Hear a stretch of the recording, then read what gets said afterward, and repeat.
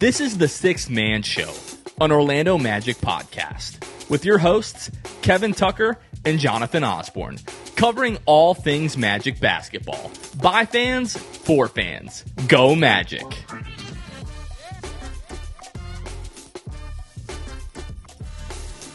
What's going on, Orlando Magic fans? You guys are back with the Sixth Man Show. Today is November 7th, 2024. Jonathan Osborne here.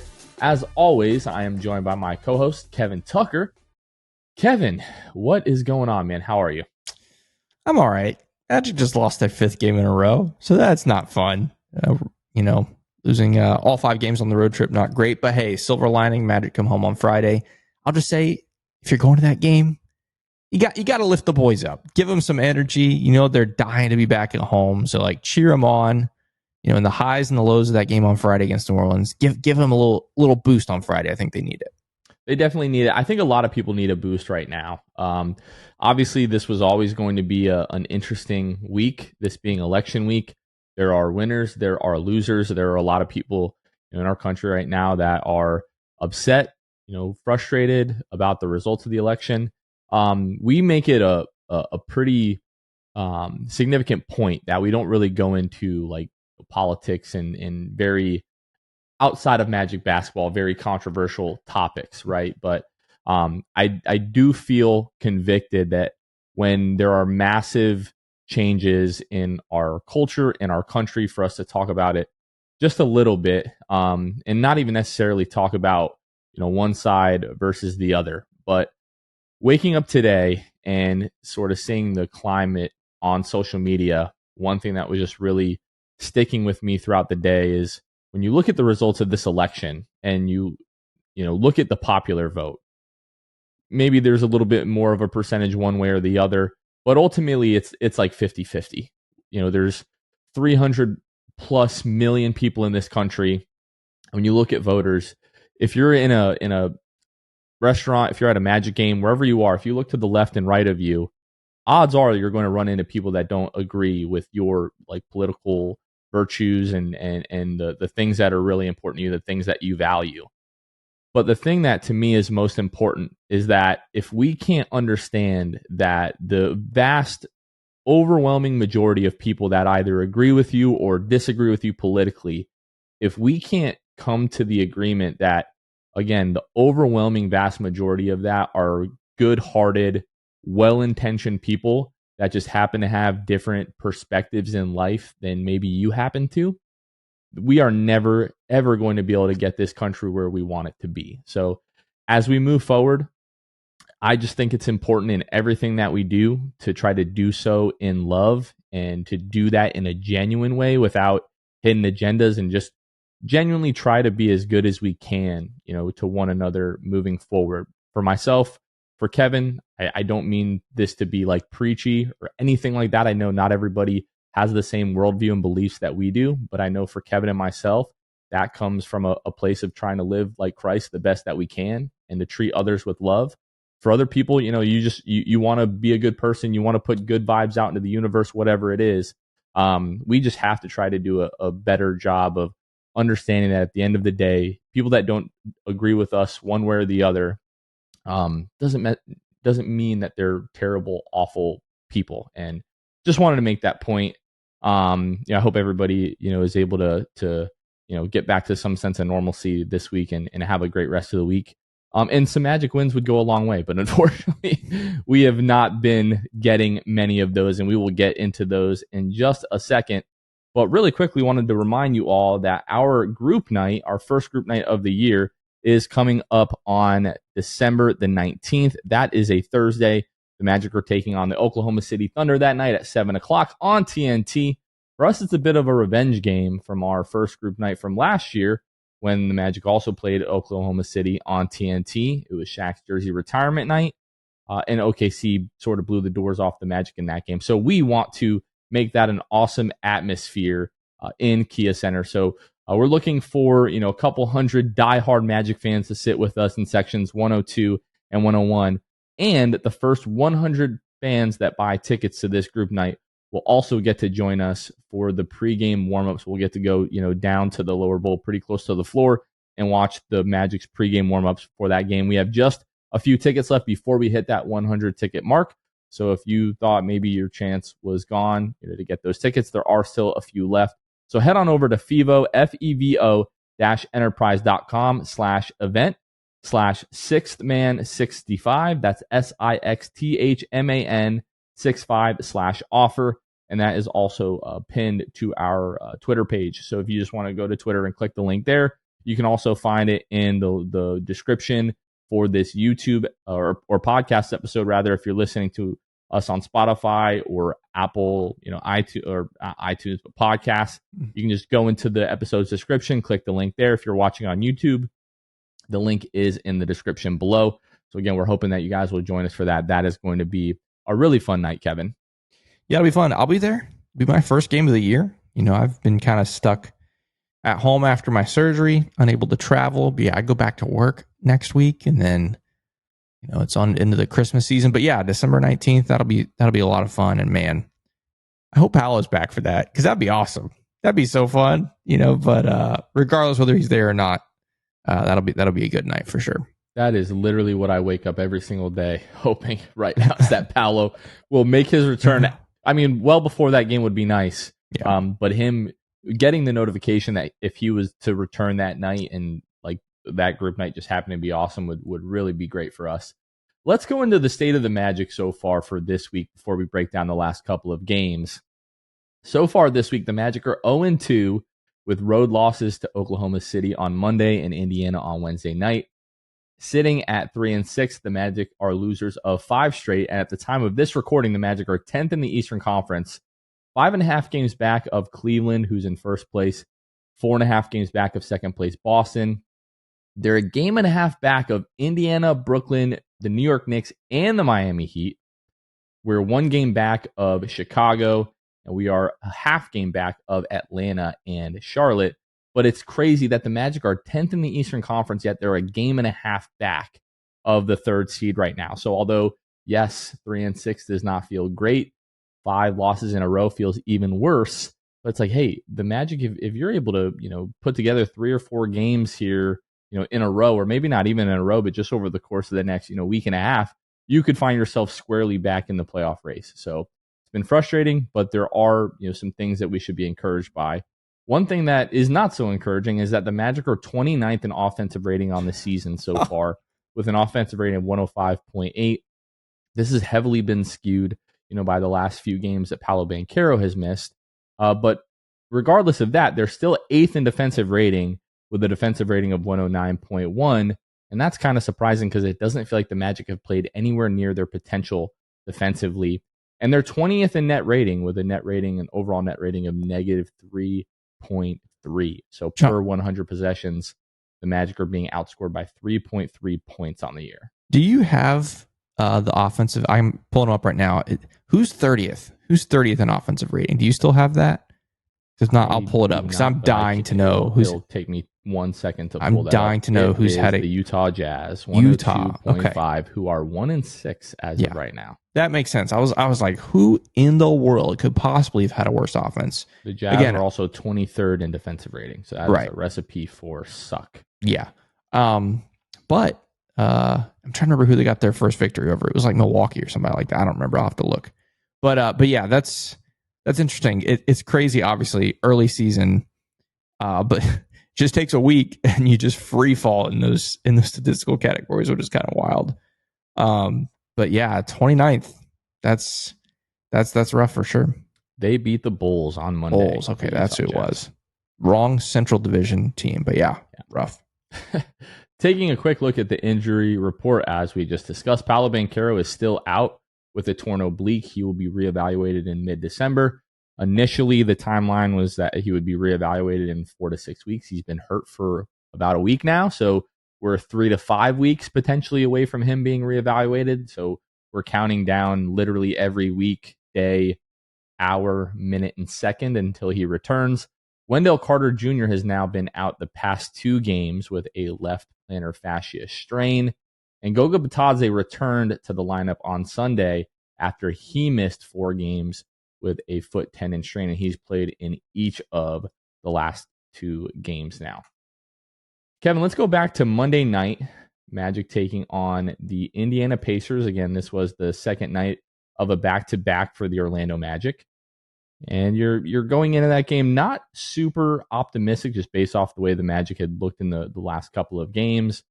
But this, to me, was the first game since Paolo has been out where it's like, okay, maybe it's not going to be completely terrible.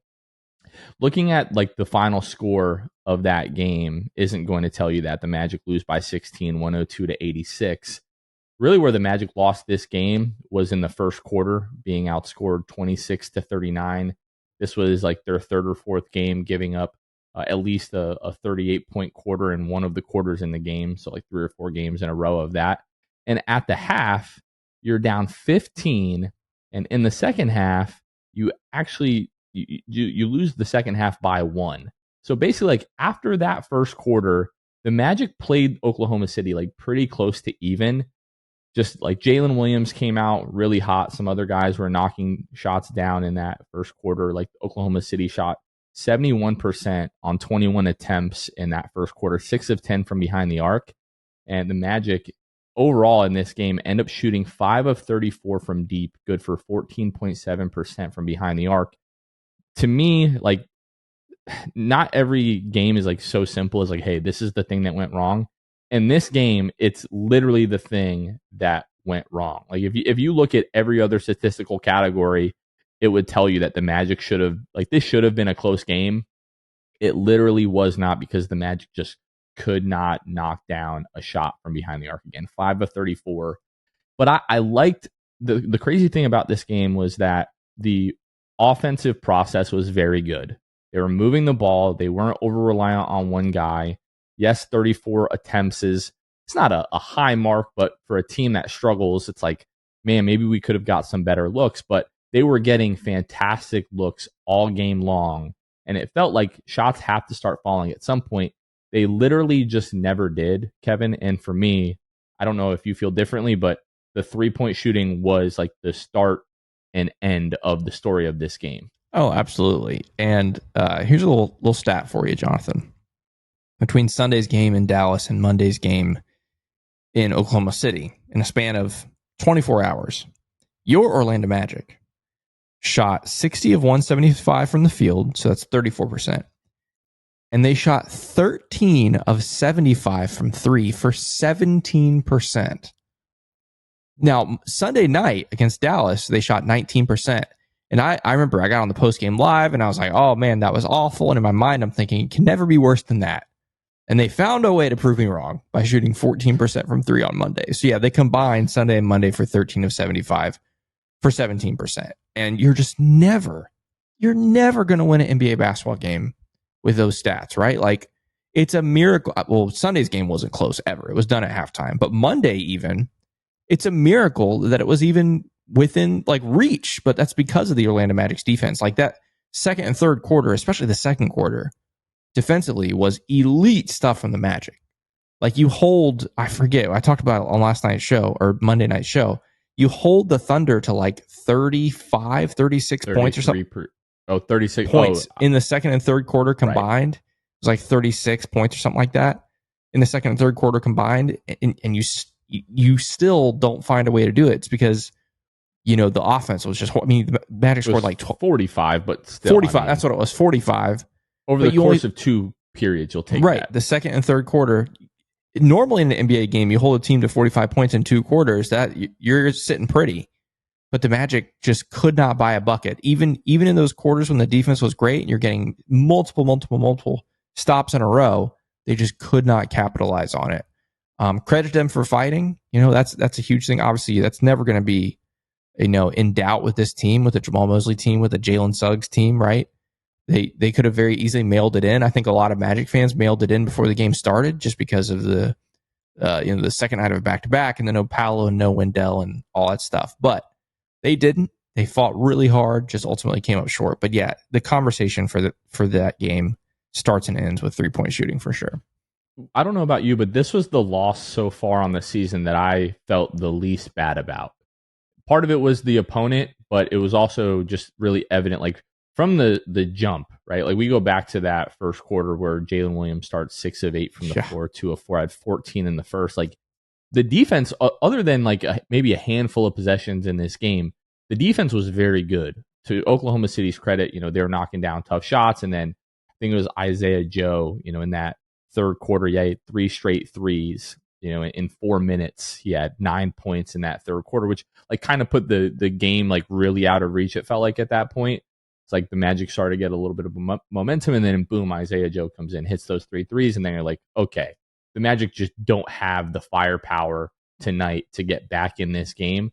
But again, I came away from this game just really happy with the defensive effort, focus, and intensity that the Magic had, the attention to detail that they played with, and the way that they really were like connected on that end for most of the night. And then the offensive process, like again, you were getting good looks. And the crazy thing, and this has become a talking point again tonight as we're going to talk, the Pacers game. But I understand people's level of frustration with the shooting. Brandon, our guy from ORL Analytics, who if you don't follow him on social media, on Twitter, you need to. We posted a graphic and some data that he put together for me yesterday that over the course of the last 10 years, the last 10 seasons, the Magic are the worst three-point shooting team in the league in terms of percentage. Jeff Weltman and his team, if you look at the roster and what they've done, like theoretically, we shouldn't be terrible shooting. Like Tristan Da Silva is a guy that we know can knock down shots. Franz Wagner, we weren't so sure about 3 weeks ago, but it looks like he's at least returning to like a league average 3-point shooter. Kentavious Caldwell-Pope, hailed as one of the best 3-and-D players in the entire league, shoots 40% from 3 falling out of bed, has gone ice cold to start the season. He was 1 for 4 in this game. Jalen Suggs, who's been, hovering around 40% on the season, 1 for 4 in this game. Jet Howard, 0 for 2. Jonathan Isaac, who's, about league average, 0 for 2 in this game. Anthony Black, who, he's been streaky, but has basically been league average, 0 for 5 in this game. Caleb Houston, 0 for 3. Corey Joseph hit the first 3 in like what felt like 45 minutes in this game in real time, and Cole Anthony 0 for 1. So it's like, it doesn't make sense that we're not knocking down shots and have the front office done like an incredible job putting shooting on this team. No, but at the same time, I don't know how much you can fault them, because when you look at the roster, you would think that they could at least be a halfway decent 3-point shooting team. And so far to start the year, we have just not really seen that materialize. It's a mystery. It's the we greatest are dead mystery. Last in the league right now, 30% from behind the arc with 38 attempts per game. I was just pulling that up. It's a mystery because the whole 10-year thing, like the 10-year, of being the worst team, like passes the eye test, right? Obviously, if you've been watching this team, that's more so like, hey, it just feels really bad. I'm not trying to put all that on Weltman. He hasn't been here for 10 years. But correct. It's just like, man, it matches the way that we feel. And what I was going to say was like that. I extend that into this season, right? Like the 10-year thing has nothing to do with this season. It's just more so that's why Magic fans are just so drained by all this, because it's what we've known for a decade. And so to see it again happen this season, like you said, after the acquisition you made with KCP, and then Jalen making a big jump, and then you think a guy like Jet Howard can come off the bench and add some shooting. Gary Harris, who, by the way, made his first 3 tonight. I know I'm jumping ahead, but made his first 3 tonight since opening night. So let's give it up for Gary. But it's just like, what is going on, man? It's like the greatest mystery in sports, if you ask me. Like, what is going on in Orlando where our guys can't shoot? Like, I don't understand it. And like you said, a night like Monday against OKC, how many, and again, I've said this so many times, how many of those threes are like in and out? Like, it's just, we're cursed. We're cursed from beyond the arc. It's now, don't get me wrong. We missed some really badly. Like, we have some bad misses, some wide lefts, wide rights, air balls, and we had plenty of those Monday night. But so many of them are just in and out. It's brutal. It's gotta be exhausting for the guys too. Like, how demoralizing is it to like trust your craft and have done, shot these shots thousands and tens of thousands, hundreds of thousands of times in your career, and they're just not falling. It's contagious, and I don't know, man. It's tough. I'm gonna go through the roster here. All right. I'm going to start with Wendell. 12.5% on the year. Ugh. Cole Anthony, 15.4. Mo Ugh. Wagner, 23.8. Kentavious Caldwell-Pope on 4.6 attempts a game, 24.4. Jonathan Isaac, 2.7 attempts, 25%. Anthony Black, two attempts, 27.8%.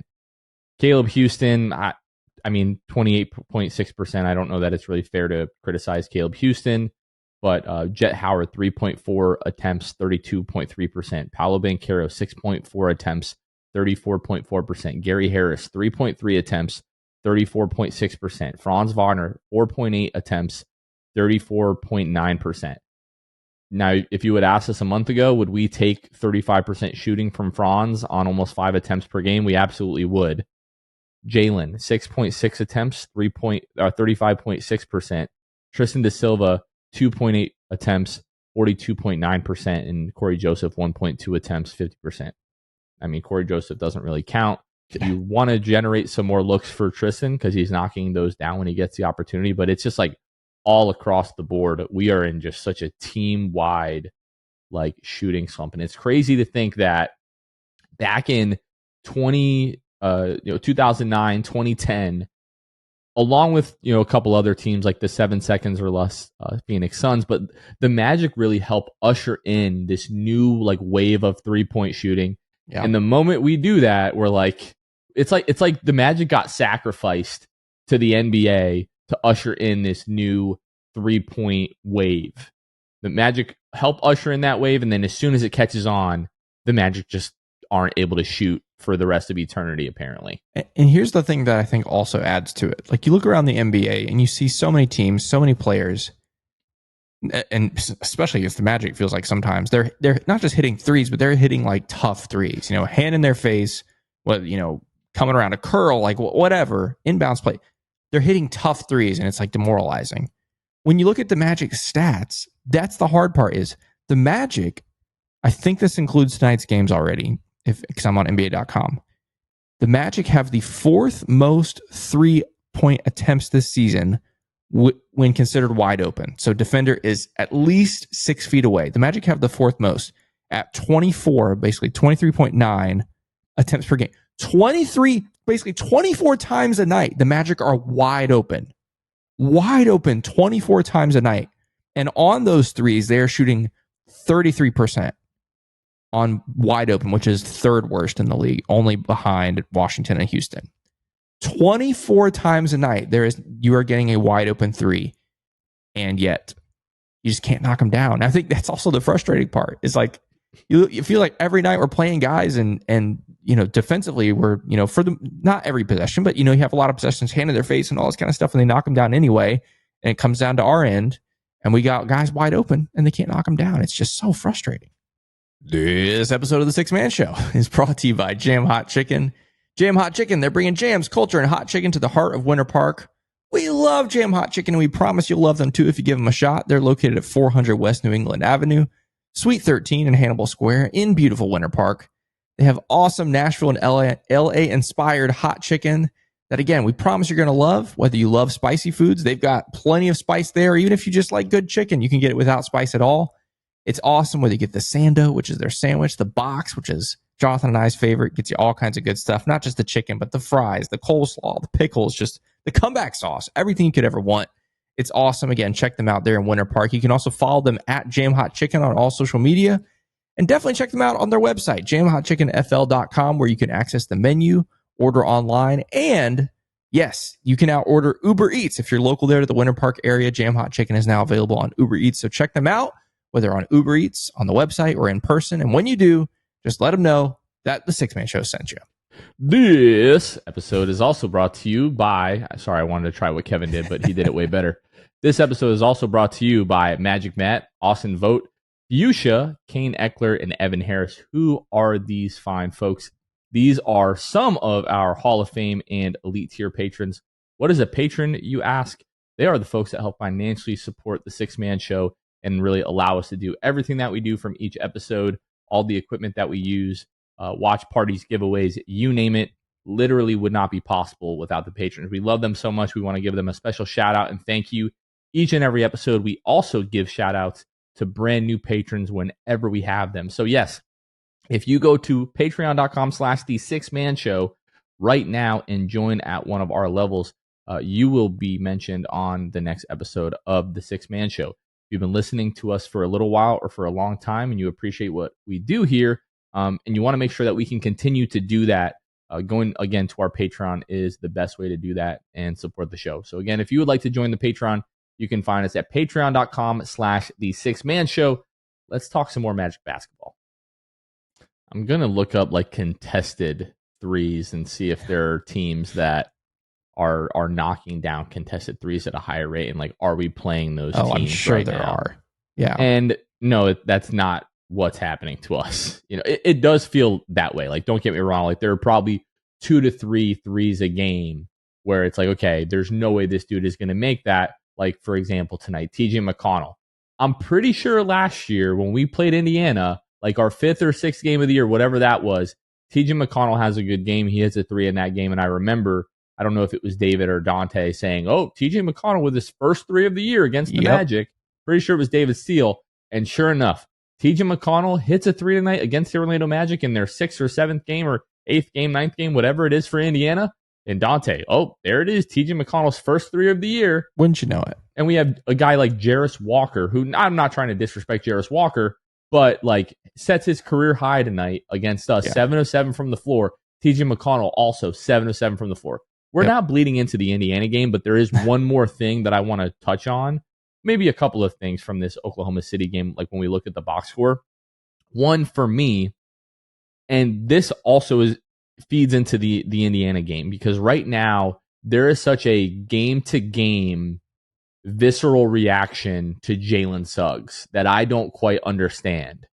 Maybe it's because people didn't have the same expectation that I did going into the season of that there are very much going to be growing pains with Jalen playing in this role. There are going to be some games where he looks incredible. There are going to be some games where he looks awful in this role of being like, you know, the lead guard and setting the table at certain aspects.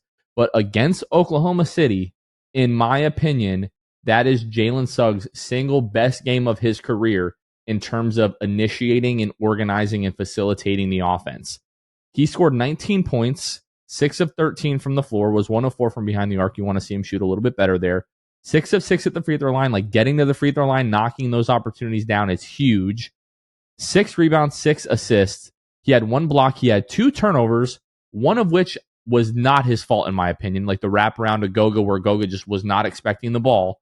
Jalen had 18 potential assists in that game. That includes the 6 that he had. What? So there were 6, 18. 12. So there were 12. Thank you for the math. Gotcha. There were 12 assists that were like reasonable makes that Jalen could have had additional like assists in this game. So like Tristan Da Silva let him down a couple of times. Yep. I know Caleb Houston did. I know Mo Wagner did. Like, and the passes that Jalen was making in this game to get those guys open are not normal. Like, it wasn't like, oh, a guy's coming off of a screen and now he's wide open, I'm just going to kick it to him. It was like, there's not a pass to be made, but it is a cross-court pass, like dead on the money in the shooting pocket. Jalen was making like really high-level skip passes in this game. And then we go to the game tonight against Indiana, where he's 15 points, 6 of 10 from the floor, 1 of 3 from behind the arc, 2 of 2 at the free throw line, 5 rebounds, 6 assists, a steal, a block, 5 turnovers. And now I'm seeing stuff tonight of like, Jalen Suggs can't be our point guard. It's like, I understand where you watch a game like that and you see the 5 turnovers and you're like, that absolutely can't happen, because it can't. But I'm here to tell you it's going to. That is not going to be the last time where Jalen struggles with decision-making in a game, because of the highs that we've seen from him, particularly in that Oklahoma City game. I know there were, a couple of, games earlier in the season where he looked really good. Of course, these guys are going to look better with Paolo in the lineup. But to me, like, you just have to be patient with Jalen. And when I see like that game-to-game reaction, it's like, let's try to calm down with that a little bit. But was there anything else from the OKC game that really stood out to you, Kevin?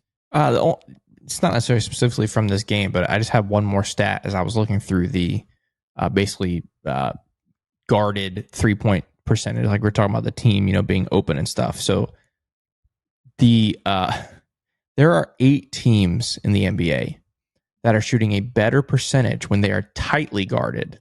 So that means within 2 to 4 feet from 3 than the Magic are shooting wide open, which is 6 feet or greater. So there are 8 teams in the league that shoot better when tightly guarded from 3 than the Orlando Magic shoot when they are wide open. That is just painful to hear. So it adds to the salt to the injury, but it also kind of confirms what we've talked about, what we've seen. You talk about those 12 missed assist opportunities for Jalen on Monday. It's brutal. And I mean, especially the bench Monday night. I mean, that's the other thing.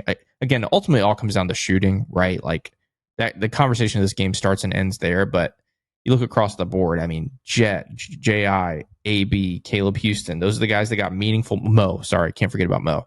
Those guys combined for 4 field goals. Anthony Black had a pretty rough 24 hours. Dallas game was pretty bad, 6 turnovers. This OKC game, 3 turnovers, goes 1 of 8 from the field, 0 of 5 from 3. All those things. It's just never going to be good enough. And so, yeah, it's again, it's kind of a miracle the Magic were even in this game for stretches, because statistically it's like pretty dicey. But yeah, the shooting just wasn't going to let it happen. And AB, that's another guy that we talked about, where essentially you're treating this as his rookie year. So he's a guy that is going to look absolutely incredible, like he did the first couple of games of the year. And then he's going to have a 2 or 3 game stretch where he just doesn't seem to have it. And, you know, I'm texting people like, what has happened to AB the last couple of games? And then he flips it around, and tonight has a really solid game against Indiana. Yeah. You lose that game late, but you're not even in that game late without Anthony Black. So right. Let's go ahead and talk about the Pacers game. So the Pacers game, again, I think this is the 4th or 5th straight game where you've given up at least 1 quarter of 38 points or more. And like, again, that's kind of where this game was lost. Mm-hmm. That first quarter, you're outscored 38-26. You end up losing this game 118-111. And again, you look at the box score, you can almost just go right to the 3-point shooting efficiency. And that's the story of the game. The Magic shoot 7 of 25 for 28%, and the Pacers shoot 12 of 26 for 46%. So they shoot 1 more 3, but they have 5 more makes. And I mean, that was really the difference in the game. The Magic had this fantastic, I believe it was an 18-2 run in that third quarter, because they were down by as much as 18 in this game. Storm all the way back. They take the lead, and then like just down the stretch, you know, I felt like there's like a 3 or 4 minute stretch, like in the middle of that fourth quarter, where the defense just let off the gas a little bit. Indiana was able to make, you know, some plays, you know, big plays from Tyrese Halliburton, which, by the way, I can't stand that guy. You know, a couple of, you know, big plays from Benedict Mathurin, like him getting to the free throw line, Jarris Walker, you know, knocking down shots. And the Magic just like couldn't put enough stops and buckets together late in that game, like to really make a difference. Like the Magic are down by 2. I think it was like with, I don't know, 30, 40 seconds left, somewhere in that range. And the Pacers run a screen at the top. I believe it was Jalen on Halliburton, J.I. on Siakam, and they run a screen at the top, and J.I. just doesn't switch and doesn't step up, and Halliburton just walks into a wide open 3 at the top to give them, you know, a 5-point lead with like, I don't know, 30 seconds left. And that was the end of the game there. You know, the Magic just really couldn't make anything happen there. And this game just, it comes down to 3-point shooting. I felt like, again, the offensive process, the playmaking, the ball movement, like guys cutting off the ball, all of that felt really good. We get basically arguably like the best Kentavious Caldwell-Pope, you know, offensive performance in a Magic uniform so far. 5 of 10 from the floor, 2 of 5 from behind the arc. We need a lot more of that.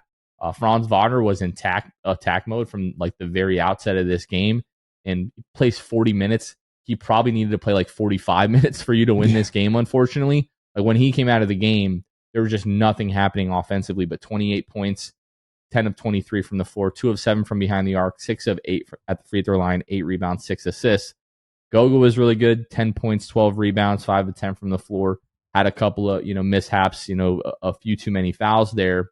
And then Jalen, you know, 15 points, 6 of 10 from the floor, 6 assists, but the 5 turnovers is really the big issue. Mo Wagner, 14 points off the bench. AB, 12 points off the bench. We talked about that. Let's see how many of his points all of Anthony Black's 12 points came in that second half. So you're really not in that game without Anthony Black. And it's frustrating because, that first quarter where you give up 38 points, then in the second quarter, you hold them to 23 points, allow yourself to get back into the game a little bit, hold them to 26 points in that third, and you hold them to 31 in the fourth. But it's just like, you just need another 5-minute stretch of lockdown defense to win this game. And they just were not able to get those stops. 111 points for a team that shot 7 of 25 from behind the arc. That's got to be enough to put you in a position to win. And just a few more stops, and it felt like the Magic could have got that tonight. You talk about offensive process looking good. They had 70 points in the paint. 70 points in the paint, and you don't find a way to win. That's kind of wild, but it's a testament to, like you said, Magic once again, second game in a row getting good shots. Tonight, obviously they shoot the ball much better from two because, they got in the paint so much. But 3-point shots still obviously not falling. But yeah, credit to AB, big time. Obviously, we talk about Franz and everything, but I love the aggression that Anthony Black played with tonight. There were several times when the Magic needed a bucket, and he just put his head down and got to the rim and was able to lay it up. Tough layups, but even if he didn't, he went to the foul line 6 times tonight. 6 free throws for AB. That's huge. You love to see that. So I was super happy with him. You talk about Mondays. I think you said the words OKC's. The loss against OKC on Monday was I don't remember how you call it. One of the least best, bad. The least bad, right? To me, that's how I felt about this game. You could interchange either one. I know OKC is obviously a much better opponent, but tonight was just I don't know. I mean, you did so many things right. There were a couple defensive lapses. Obviously, first quarter defense.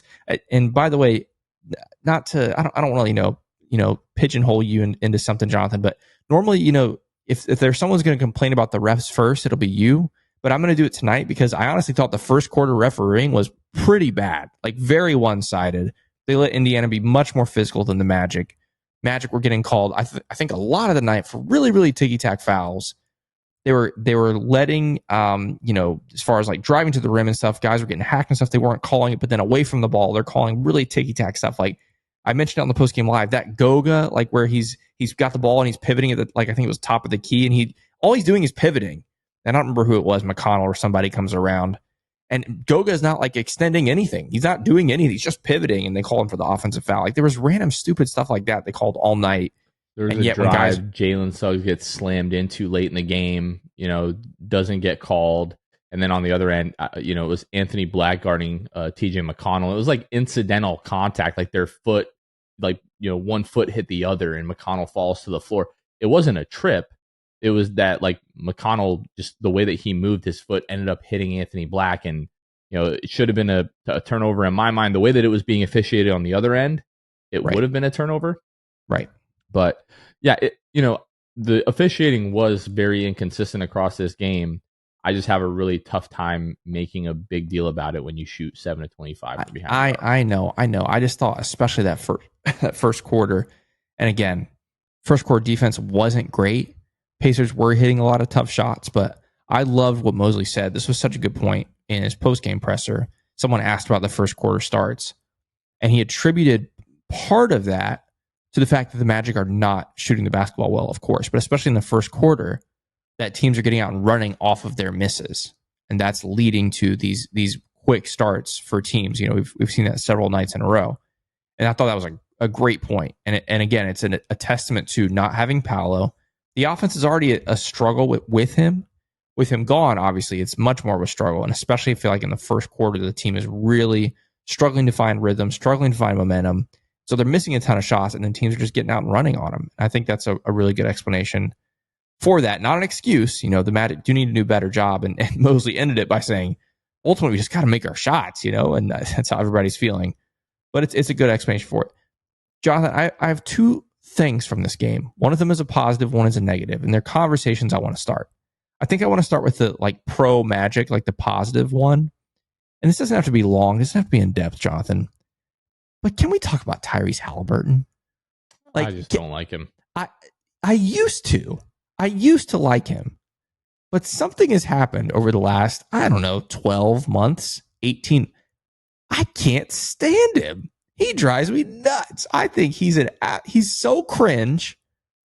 He's also not that good anymore. I don't know what happened to the guy. He had an amazing several months. What was it, the beginning of last season, where he was just off the charts, assists and hitting crazy numbers from three and all these things. Then he fell apart. I know he had injuries last year, but now he's just not good, and he's acting like he is, and he's posting those, TikToks or whatever videos with all kinds of crazy content.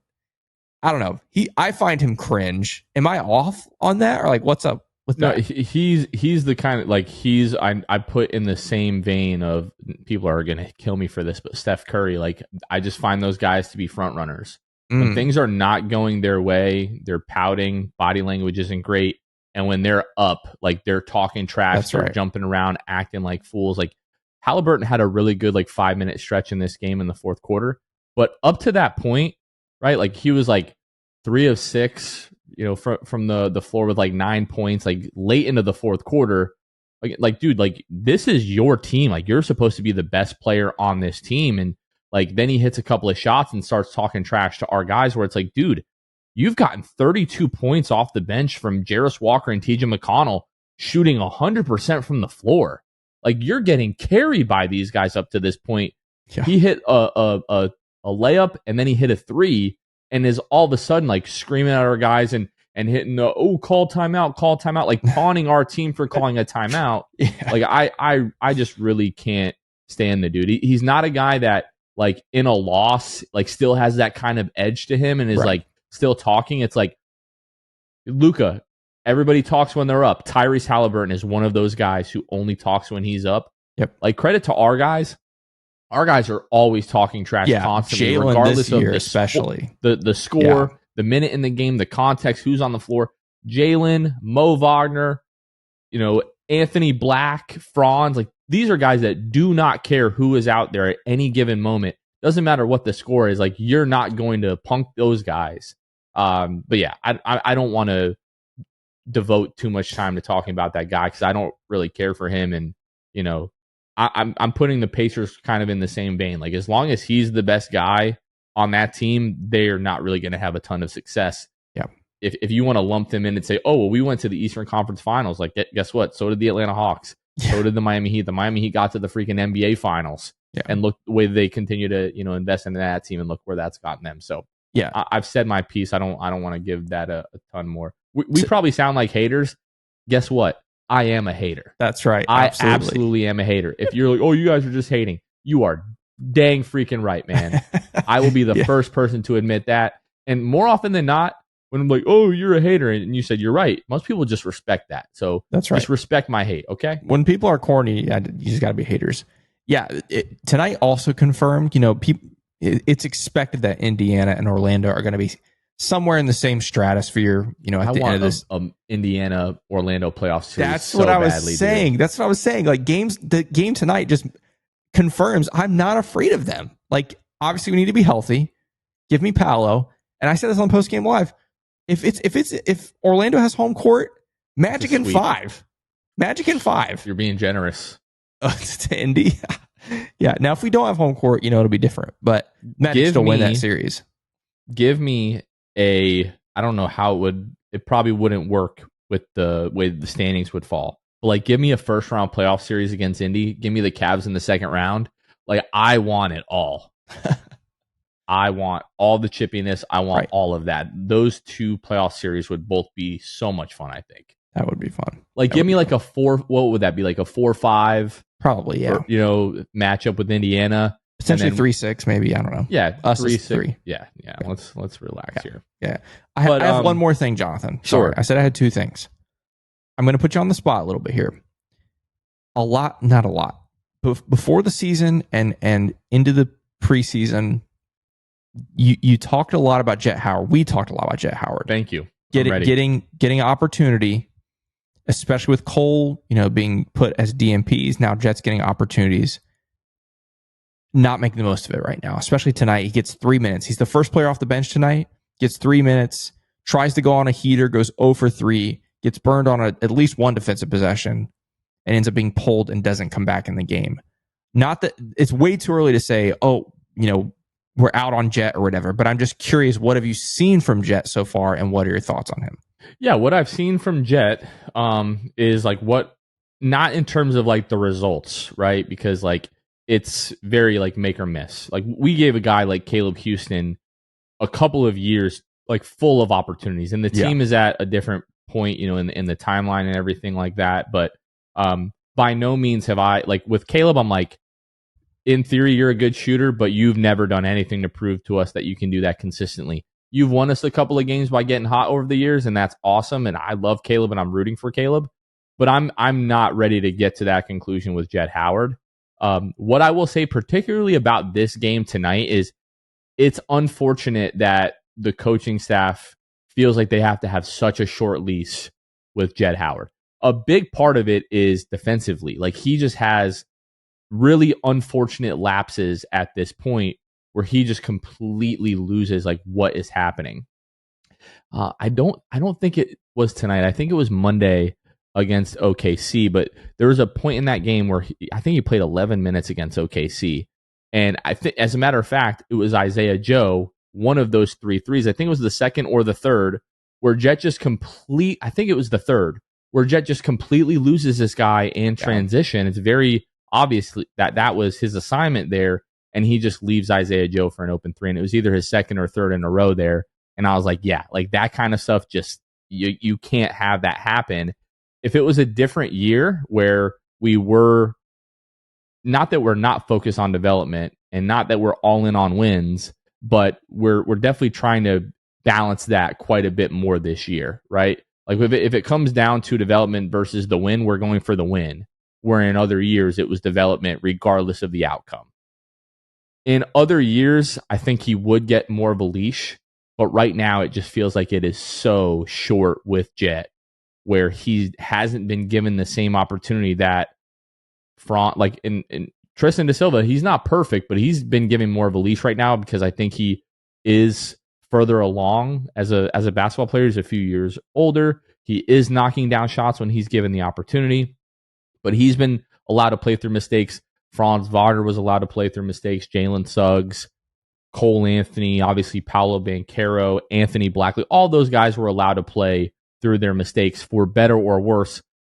Often, maybe not always, but often it was for worse, right? Jet Howard is not getting that opportunity, and it has to be frustrating for him. I don't know what the correct answer is. It feels like if Paolo was healthy, we would be up more in these games and the margin for error would be a bit bigger, and he would be able to have a longer leash.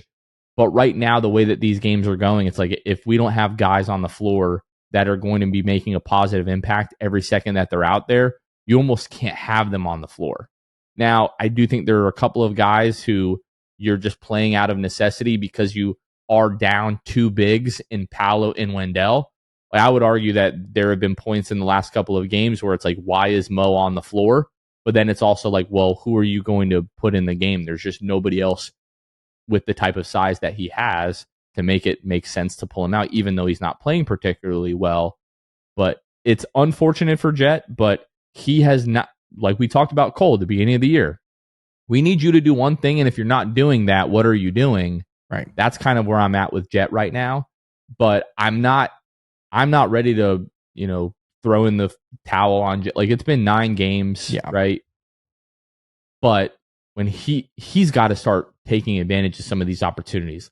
He's got to come into a game and hit 2 straight threes and give you a little bit of a lift. Like that's what we're asking for him to do.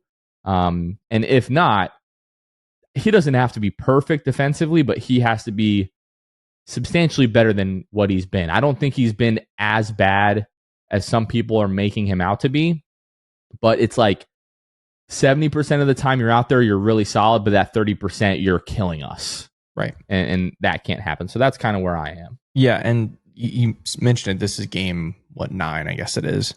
But in 4 of those games, he hasn't even played double-digit minutes, right? So he's really only had really 5 true opportunities. If you ask me, so far in the season, they haven't gone well. Just, obviously be brutally honest. And those aren't like, garbage time minutes at the end of games. Right. Like there's That's significant minutes where he's in and he plays 5 minutes and he's getting yanked. Right. That's right. Yeah. And so, yeah, I'm with you. I'm not out on Jet. I am bummed that this has been the start. Like you said, if he had one, good. I know he had a decent couple moments in Dallas the other night, but outside of that, it's just I wish he had one, maybe two games where it's like, oh, I see what we're going with here. Like I can see the flash or the potential or whatever, and just so far I haven't seen it.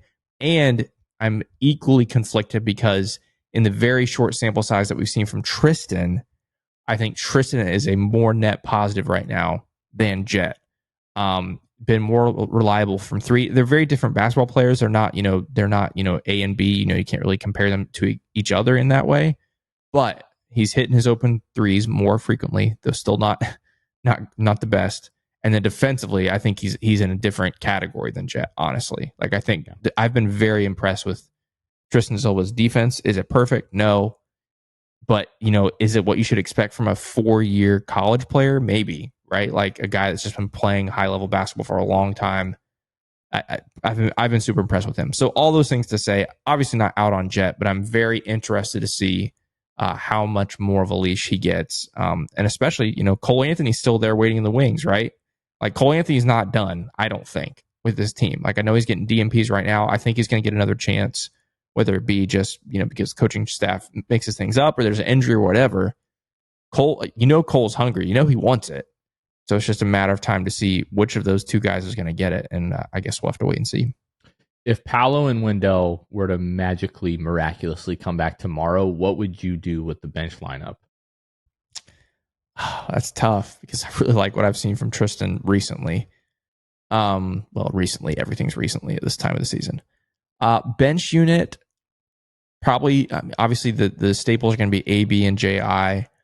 I don't know how you play Gary right now. Like, I know he hit his 3 tonight, but probably give me Cole again because I don't want Cole right now. I feel like Tristan's in there right now. Like I do. I feel like Tristan is in there. So give me AB, Tristan, Mo, JI, and then I'll give Jet a few more weeks maybe. So that'd be my 5. Yeah, I think for me, like everybody's shooting the ball so poorly right now, it's hard for me to be like, Gary, that's true. You're the problem, that's right? That's a good point. Although, he has been awful from behind the arc, but like still what he gives you defensively, and like I know that he's not going to make a mistake that's going to kill you. Like he may not make the shot that you need him to make, but he's also not going to make like a boneheaded turnover or like a really bad foul or miss a really bad defensive assignment, stuff like that. For me, it really comes down to like Tristan and Jet. And if it was game 7, I'm playing Tristan right now. But just given what Jet has been through like all last year, playing in the G League, being a good soldier, not really complaining about that, and the fact that you ultimately need to know what you have in Jet, and he needs an opportunity to really be able to show you what you do or do not have, I'm going to Tristan and be like, hey, you've been playing really great. You deserve minutes right now, but you're a rookie, and sometimes this is just part of it, is not playing when you feel like you deserve to. Anthony Black is a guy that went through that all last year. Cole Anthony is a guy who's been here for 5 years, and he's sitting on the bench right now, and he's not complaining. So, and Howard spent a whole year in the G League. It's just part of it. Exactly. So I think Tristan would like be willing to receive that well. Where if you go the other way with it and you're playing Tristan over Jet, like Jet's like, wait a minute, like why wasn't I given these types of opportunities last year? Like, sure, I haven't been playing that well, but it's only 9 games, and I spent an entire year in the G League playing relatively well. So. That's kind of where I am right now.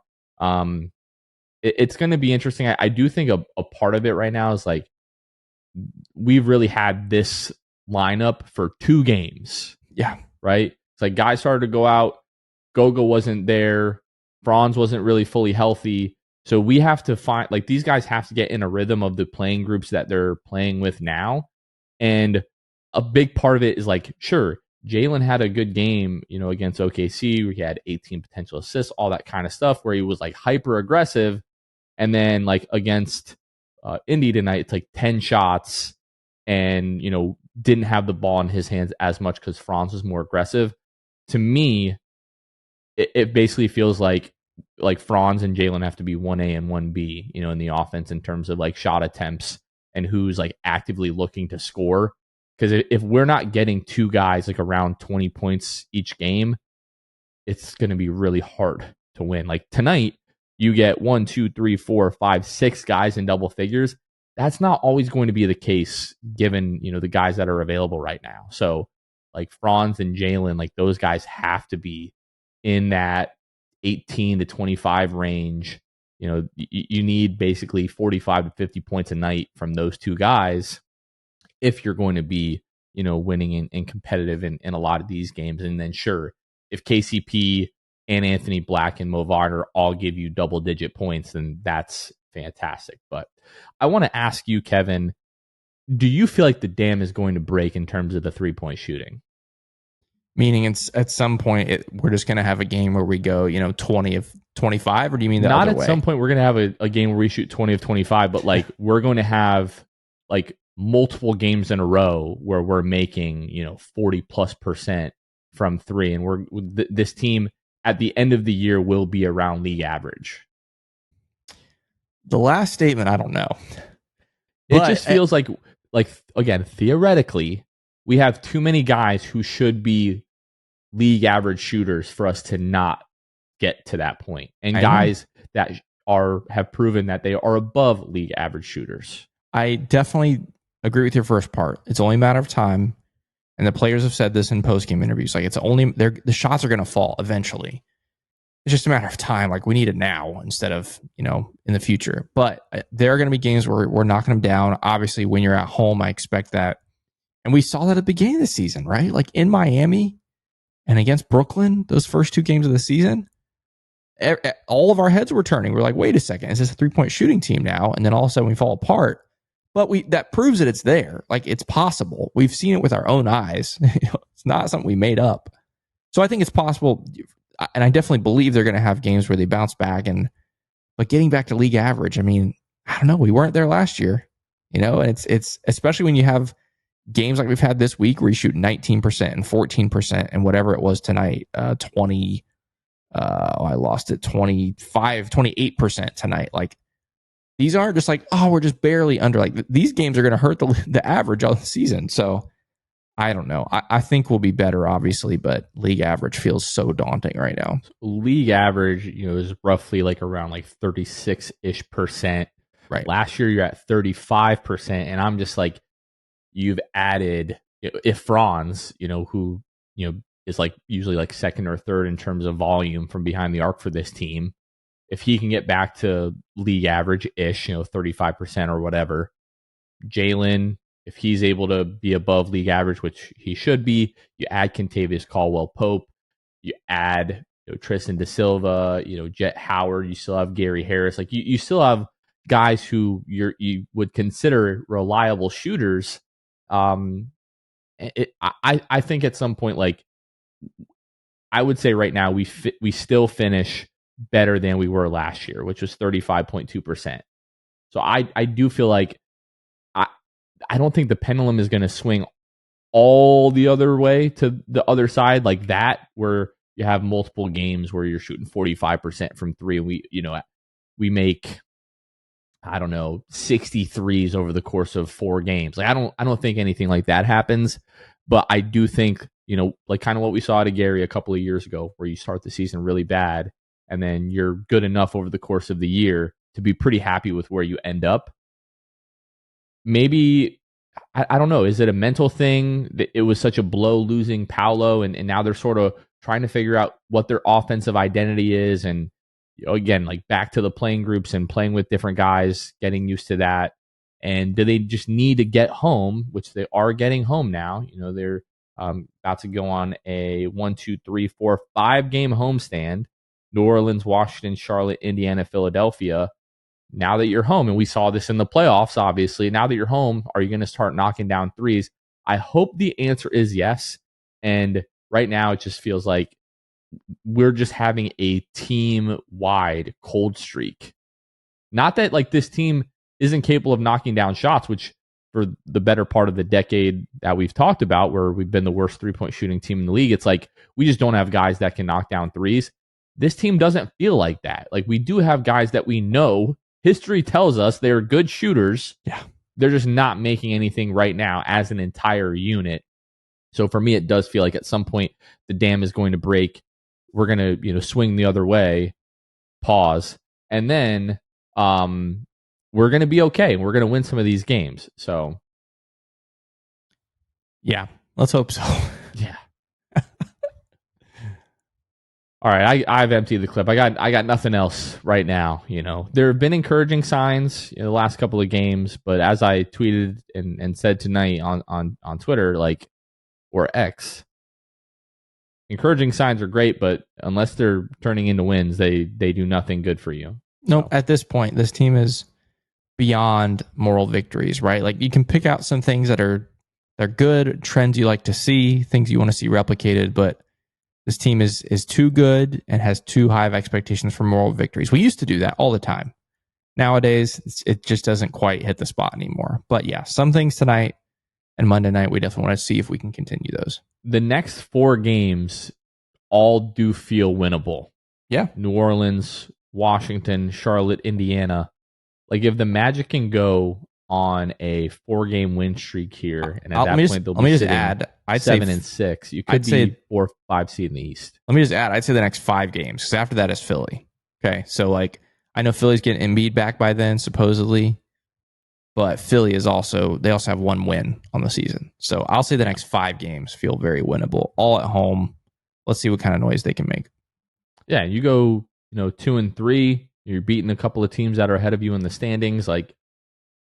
A week and a half from now, at the end of that homestand, we could be like, hey, look at us. All this has all happened. And now all of a sudden you're 2 weeks away from getting Paolo back. You're like, hey, we're right here in the swing of things, in the middle of the Eastern Conference. So it feels bad right now.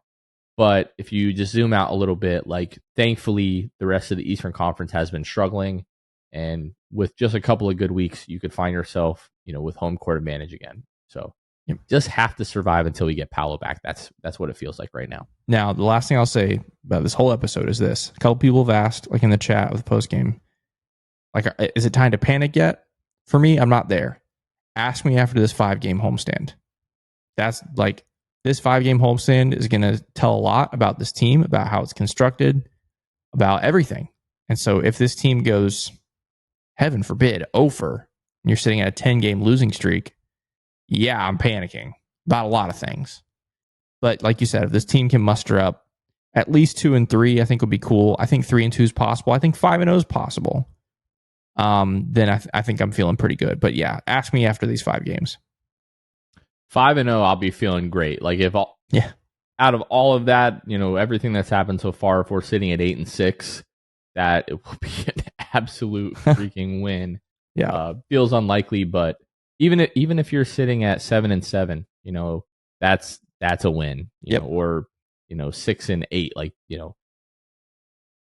whatever. Just got to figure it out. Got to get some wins here on the homestand. That's going to be big because then you've got another West Coast road trip coming up, right? Or really your first West Coast road trip. Oklahoma City isn't exactly the West Coast, but it's pretty far over there. So. All right. Next episode of the Six Fan Show is going to be filmed the 12th. It's a Tuesday when the Magic take on the Charlotte Hornets at home, which is going to be their first Emirates NBA Cup game of the season. So I believe that's how they're saying it now. I just like the in-season tournament better. To me, that was whatever. But I like the NBA Cup. It's nice. NBA Cup. Yeah, it's nice. I don't know. You get used to one thing, then they change it on you. But that's true. Next episode of the Six Fan Show going to be filmed after that Charlotte Hornets game. So if you're going to that, be sure to look out for our guy Ben after that game, where we get fan reactions, and that'll be up on the YouTube. That's going to do it for this one, though. For Kevin Tucker, this has been Jonathan Osborne. You all have been listening to the Six Man Show, and we will catch you guys next time. See ya.